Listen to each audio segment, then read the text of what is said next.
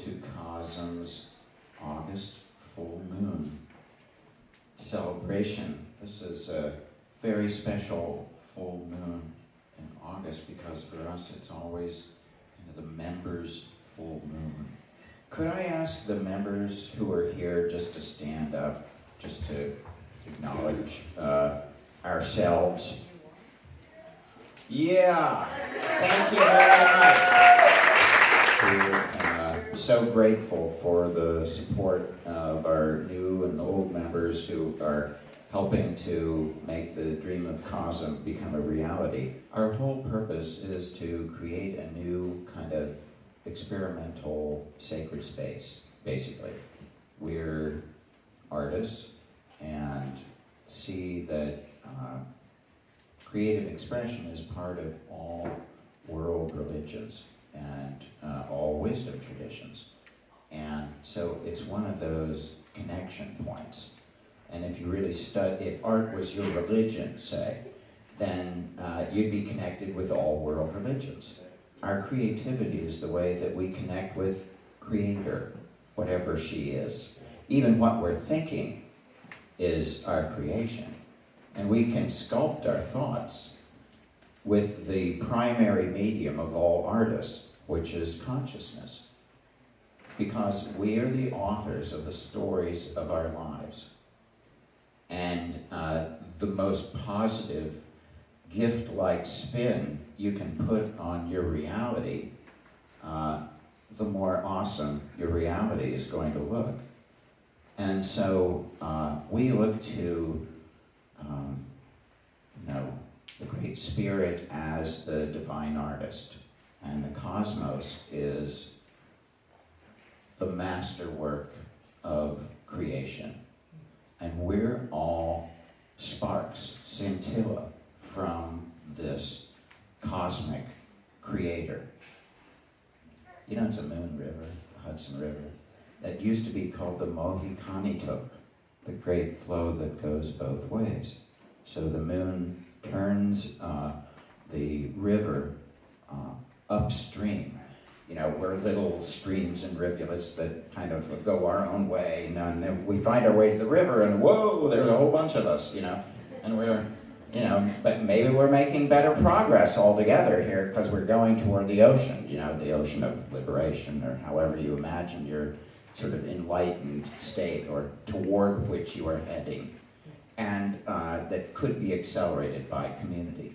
So in this case, though, not only are we catalyzed to go toward the ocean, but we can bring some of it back with us, back upstream to this point, energetically. I mean, woo, geomantically, that's pretty powerful. A daily boost of ocean energy up to here by the power of the moon and intention and will and things like that, that not only will it be a blessing for each one of us who wants to catalyze their creative life, but we could do something with that energy. We could crystallize a temple that represents 21st century sacred space.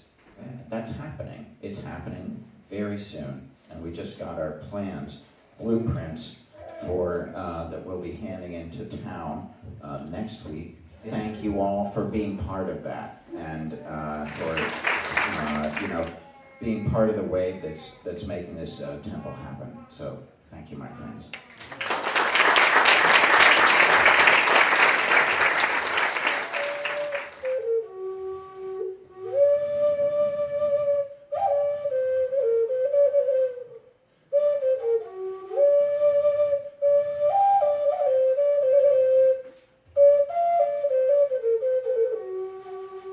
So I came up for the members barbecue today, and I always re-up my membership every year. And I just want to say, everybody, real quick, join the club. If you're like most people, and most people are like most people, you're going to spend $100 in the next year on something really stupid that will not enrich your life in any way. It will happen. So spend $100 on something that will enrich your life in every way. When face to face with a proven fear, and we brought you back a souvenir, it's your new career. Let's get stupid in here. Remix, with higher intelligence. This here's the fearless compendium to the mysterium tremendum, rock, the photon band frequency, reset DNA and Fibonacci sequencing. The intervention of fifth dimension fits like a glove. These words don't mean anything. It's the intention of ridiculous amounts of love. The gift of life, it's all around us, it surrounds us.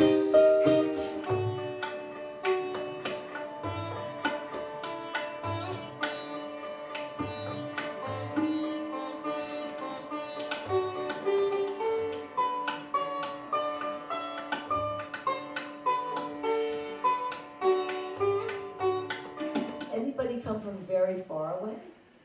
Where'd you come from? Israel.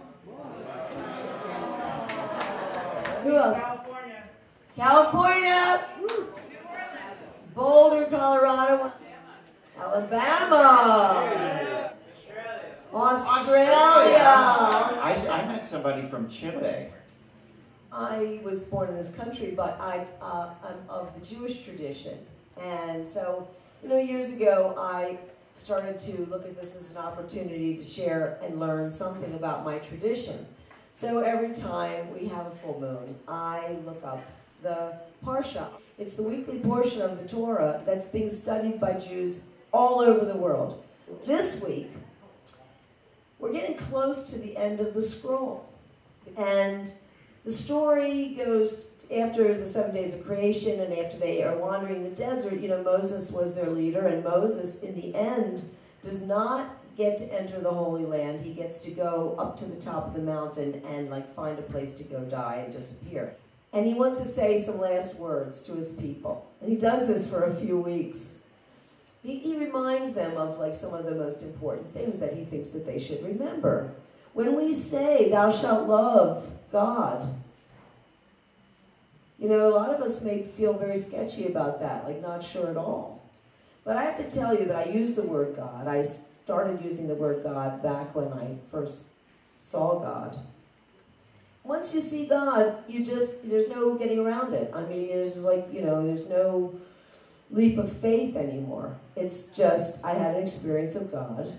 And honestly, I feel that my God looks more like this.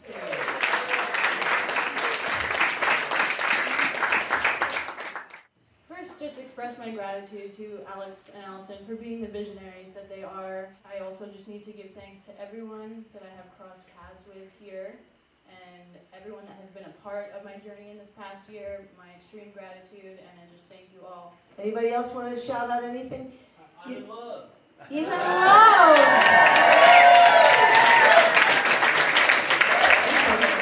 Dedication to love. From the core of our hearts, we dedicate ourselves to the complete and full expression of love in all our activities and in all our relationships. Love is the soul's medicine, a refuge in our hearts, protecting us from utter despair. Finding compassion in the eyes of the beloved and the stranger gives us the courage to endure.